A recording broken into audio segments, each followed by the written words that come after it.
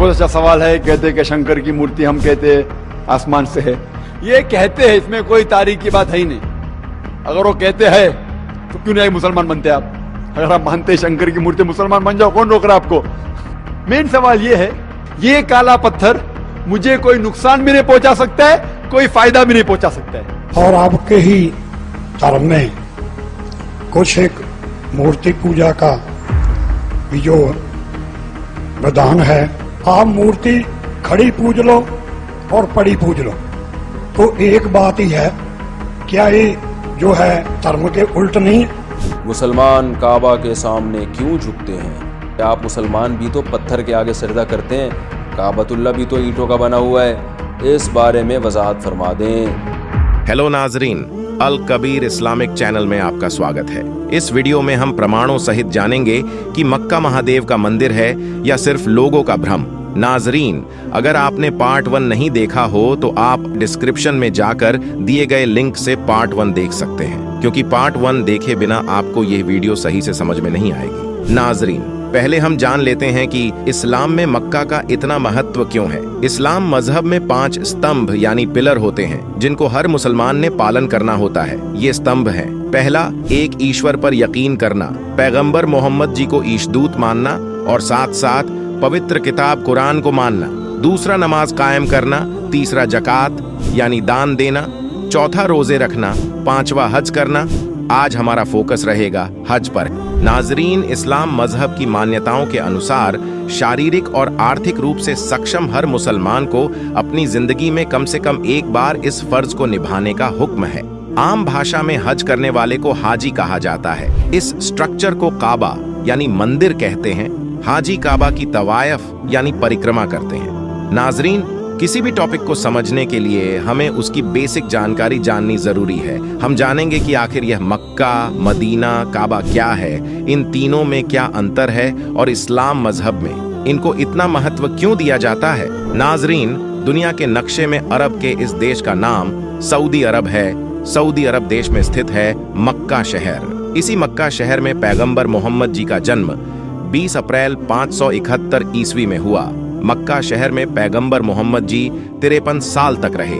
इसी मक्का शहर में यहाँ पर स्थित है काबा।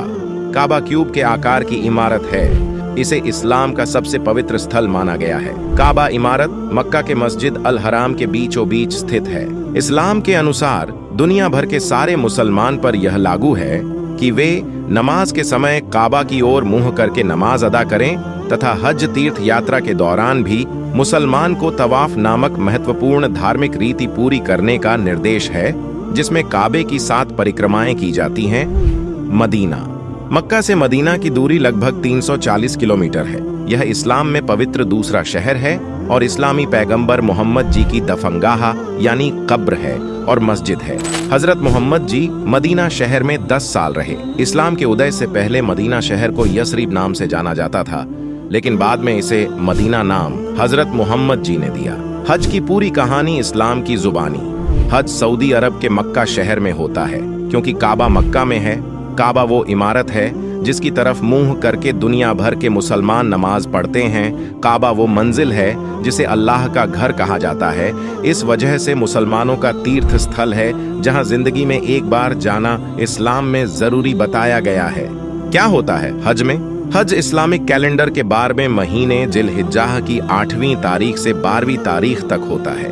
12 तारीख को जिस दिन हज पूरा होता है वो दिन ईद उल अजहा का होता है, यानी बकरीद। हज के अलावा एक और यात्रा होती है जिसे उमराह कहा जाता है। दोनों की रस्में एक जैसी होती हैं, बस फर्क ये होता है कि हज सिर्फ बकरीद के मौके पर होता है और उमराह साल भर में कभी भी किया जा सकता है। 7वीं शताब्दी से हज इस्लामी पैगंबर मोहम्मद जी की जिंदगी के साथ जुड़ा हुआ है, लेकिन मुसलमान मानते हैं कि मक्का की तीर्थ यात्रा की यह रस्म हजारों सालों से यानी कि अल्लाह के नबी इब्राहिम के जमाने से चली आ रही है। हर साल दुनिया भर के मुसलमान यहाँ हज करने के लिए पहुँचते हैं। हज के दौरान निभाई जाने वाली रस्में: नंबर 1, इहराम बांधना।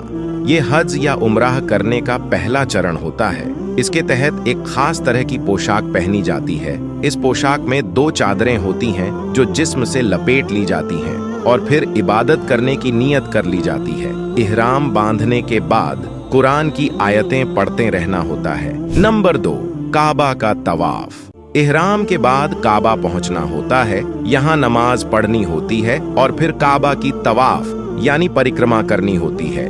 और फिर मुसलमान काबा के पूर्वी कोने में लगे इस पत्थर को चूमते हैं। इस्लाम में काबा के जिस काले पत्थर को पवित्र माना गया है, इसका जिक्र कुरान में नहीं मिलता। इसके पीछे एक धारणा है कि इस पत्थर को मोहम्मद साहब ने चूमा था, इसलिए ये परंपरा बन गई कि हाजी भी इसे चूमेंगे। नंबर 3, सफा और मरवा। ये 2 पहाड़ियों के नाम हैं जिनके बीच चक्कर लगाने होते हैं और दुआएं पढ़नी होती हैं। इन दोनों पहाड़ियों के बीच 7 चक्कर लगाने होते हैं। ये वो जगह है जहां हजरत इब्राहिम की बीवी अपने बेटे इस्माइल के लिए पानी की तलाश में गई थी। मक्का से करीब 5 किलोमीटर दूरी पर मीना नाम की जगह है जहां सारे हाजी जमा होते हैं और शाम तक नमाजें पढ़ते हैं। अगले दिन अराफात नाम की जगह पर पहुंचते हैं और एक बहुत बड़े मैदान में खड़े होकर अल्लाह से दुआ मांगते हैं। नंबर 4, शैतान को पत्थर मारना। सारे हाजी मीना में लौटते हैं और वहां शैतान को पत्थर मारते हैं। शैतान को दर्शाने के लिए यहाँ 3 खंभे बने हैं जिन पर हाजी 7 कंकड़ मारते हैं। अरबी में इसे रमीज मारात भी कहा जाता है। कहा जाता है कि यह वह जगह है जहां शैतान ने हजरत इब्राहिम को बहकाने की कोशिश की। उसने कहा कि हजरत इब्राहिम अल्लाह का आदेश न माने। नंबर 5, जानवर की कुर्बानी। शैतान को पत्थर मारने के बाद नंबर आता है जानवर की कुर्बानी करने का, जो आमतौर पर भेड़ या बकरा होता है। ऊंट की भी कुर्बानी की जाती है। कहा जाता है कि अल्लाह की राह में अपने बेटे इस्माइल को कुर्बान करने की हजरत इब्राहिम की कुर्बानी की याद में किया जाता है। नंबर 6, सिर के बाल मुंडवाना या कतरवाना। सफा और मरवा के बाद सिर का बालों को कटवाना होता है। मर्दों को पूरे सर के बाल छोटे कराने होते हैं, जबकि औरतें थोड़े से बाल कटवाती हैं और ऐसा करना जरूरी होता है, नहीं तो हज या उमराह कंप्लीट नहीं होता। इसके बाद एक बार और काबा का तवाफ यानी परिक्रमा करके हज पूरा हो जाता है। नाजरीन, अब प्रमाणों सहित जानते हैं कि मक्का महादेव का मंदिर है या नहीं। क्या काबा की 7 बार परिक्रमा करना, काले पत्थर को चूमना और 7 बार पत्थर मारना बुत पूजा यानी मूर्ति पूजा है या नहीं। काबा मक्का शहर में स्थित है। ऐसा नहीं है कि हजरत मोहम्मद जी के बाद काबा बना। काबा हजरत मोहम्मद जी के जन्म से पहले भी था। ये कई बार बना, कई बार टूटा, कभी प्राकृतिक आपदाओं से, कभी युद्ध से। मक्का शहर में काबा का निर्माण पैगंबर इब्राहिम तथा हजरत अल्लाही ने किया था। उसमें एक प्रभु की पूजा की जाती थी। समय के बदलाव के कारण इसमें 360 बुतों यानी देवताओं की मूर्तियों की पूजा होने लगी। इसी मक्का शहर में हजरत मोहम्मद जी का जन्म ईसा मसीह के जन्म बाद 20 अप्रैल सन 571 ईस्वी को यहूदी समुदाय में अरब जाति के मशहूर कबीले कुरैश घराने में हुआ। नाजरीन, हजरत मोहम्मद जी के समय प्रत्येक गांव में यहूदियों की संख्या ज्यादा होती थी। जब 40 वर्ष के हुए तब नबी बने। जो भी कुरान में अल्लाह का आदेश हुआ उसका प्रचार हजरत मोहम्मद जी लोगों के कल्याण के लिए करने लगे। पुरानी परंपरागत पूजा यानी जो बुत पूजा थी उसका खंडन करने लगे। एक अल्लाह की भक्ति करना कल्याण कारक बताने लगे, जिसका भयंकर विरोध हजरत मोहम्मद जी के कबीलों वालों यानी कुरैश वालों ने ही किया। हजरत मोहम्मद जी और उनके अनुयायियों को तरह तरह से सताया जाने लगा। तंग आकर कुछ मुसलमानों ने मक्का शहर छोड़ दिया, कहीं दूर हबशा देश चले गए। आइए अब पवित्र किताबों से प्रमाण देखते हैं कि क्या मक्का महादेव का मंदिर है। सिख धर्म के प्रवर्तक गुरु नानक देव जी ने पवित्र किताब भाई बाले वाली जन्म साखी में बताया है। साखी मदीने की चली हिंदी वाली के पृष्ठ 262 पर श्री नानक जी ने 4 इमामों के प्रश्न का जवाब देते हुए कहा है, आंखें नानक शाह सच सुन हो 4 इमाम, मक्का है महादेव का ब्राह्मण संत सुल्तान। भावार्थ, सतगुरु नानक देव जी ने 4 इमामों से चर्चा करते हुए कहा कि जिस मक्का शहर में जो काबा यानी मंदिर है, जिसको आप अपना पवित्र स्थान मानते हो, वह महादेव यानी शिव जी का मंदिर है। इसमें सब देवी देवताओं की मूर्तियां यानी बुत थीं।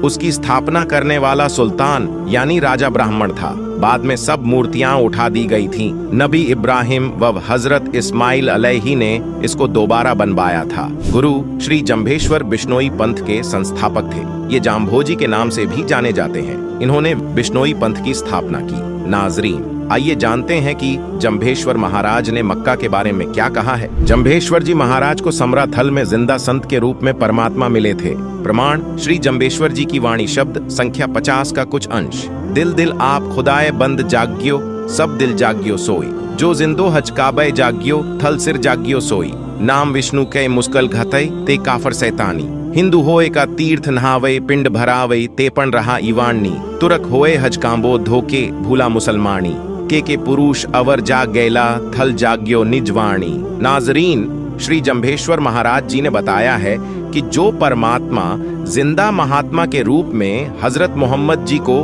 काबा यानी मक्का में उस समय मिला था, जिस समय मोहम्मद जी हज के लिए मक्का में बनी मस्जिद काबा गए थे और उनको जगाया था कि मंदिर मस्जिद आदि तीर्थ स्थानों पर चक्कर लगाने से परमात्मा नहीं मिलता। परमात्मा प्राप्ति के लिए मंत्र जाप की आवश्यकता है। श्री जंभेश्वर जी महाराज ने फिर बताया है कि वही परमात्मा थल सिर यानी समरा थल राजस्थान प्रांत में आया और मुझे जगाया। न जाने कितने व्यक्ति और जागेंगे जैसे मेरा समरा थल प्रसिद्ध है। यह मेरी निज वाणी यानी विशेष वचन है। मैंने अपनी अनुभव की खास यथार्थ वाणी बोलकर समरा थल के व्यक्तियों में परमात्मा भक्ति की जागृति लाई है।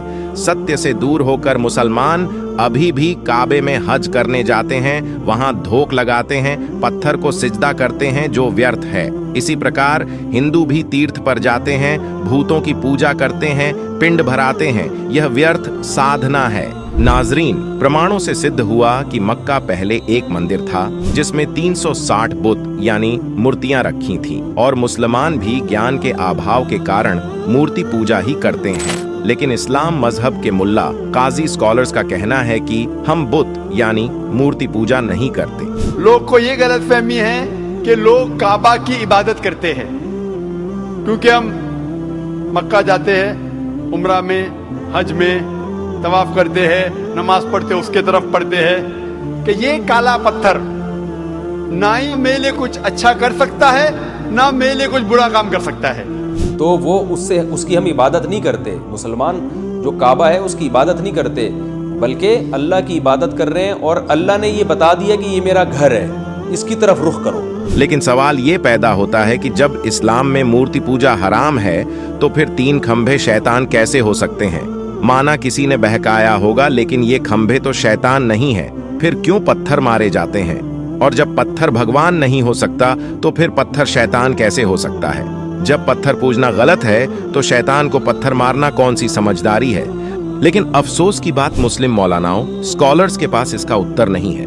नाजरीन, अगर आपको इस्लाम मजहब और कुरान पाक की आयतों की सही तर्जुमानी को अच्छी तरह से और सरल भाषा में जानना है तो इस पाक किताब मुसलमान नहीं समझे ज्ञान कुरान में सभी शंकाएं समूल समाप्त की गई हैं। कृपया दिल थामकर धैर्य के साथ पढ़ोगे तो दांतों तले उंगली दबाते रह जाओगे। लेखक बाखबर संत रामपाल जी महाराज ने इस पुस्तक को यथार्थ संपूर्ण अध्यात्म ज्ञान से प्रमाणों सहित लिखा है। अगर आप इस पुस्तक को मंगवाना चाहते हो तो निम्न फोन नंबरों पर हमें अपना नाम, पूरा पता भेजें। आपको मुसलमान नहीं समझे, ज्ञान कुरान किताब आपके घर तक फ्री में पहुंचाई जाएगी। नाजरीन, इस्लाम का उदय और हकीकत की इस सीरीज के पार्ट 3 में हम बात करेंगे पैगंबरों पर पवित्र किताबें कैसे नाजिल हुईं और पवित्र किताबों में खुदा ने हमारे लिए क्या आदेश भेजा है।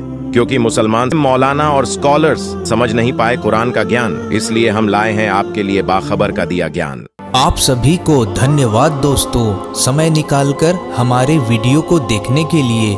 हम जल्द ही एक और नई वीडियो को लेकर वापस आएंगे। इस चैनल पर हम इस्लामिक ज्ञान, धार्मिक तर्जुमानी, कुरान के तफसीर, हदीस और अन्य इस्लामिक विषयों पर वीडियोस शेयर करते हैं। हम इस्लाम के मूल्यों और नए रास्ते के बारे में चर्चा करते हैं और आपके जीवन को एक सकारात्मक रूप में प्रभावित करने के लिए प्रेरित करते हैं। यदि आपने हमारे चैनल को अभी तक सब्सक्राइब नहीं किया है तो कृपया सब्सक्राइब बटन पर क्लिक करें और वीडियोस को लाइक, कमेंट और शेयर करना ना भूलें। आप हमें अन्य सोशल मीडिया पर भी फॉलो कर सकते हैं। मुसलमान धर्म से संबंधित अधिक जानकारी के लिए पढ़ें बाखबर संत रामपाल जी महाराज द्वारा लिखित पुस्तक मुसलमान नहीं समझे ज्ञान कुरान। पुस्तक को अभी प्राप्त करने के लिए नीचे दिए गए नंबरों पर संपर्क करें।